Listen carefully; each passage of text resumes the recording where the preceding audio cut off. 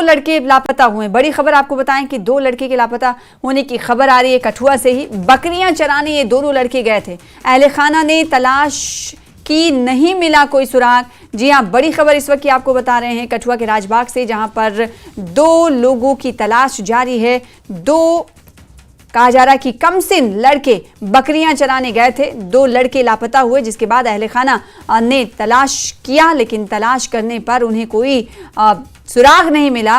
और अब आपको बताएं कि ये खबर आने के बाद जो अहले खाना है वो काफी परेशान नजर आ रहे हैं। तो बड़ी खबर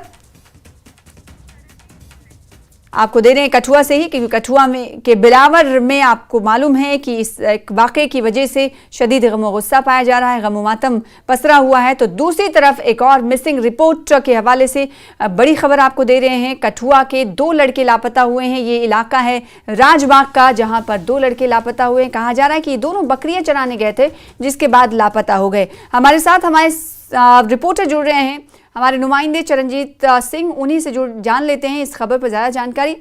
कठुआ से ही मामला सामने आ रहा है, राजबाग से अब ये दो लड़के लापता हुए हैं। कहा जा रहा है कि चरण ये बकरियां चराने गए थे, कब से ये मिसिंग है, क्या कह रहे हैं घर वाले, पुलिस क्या कुछ कह रही है?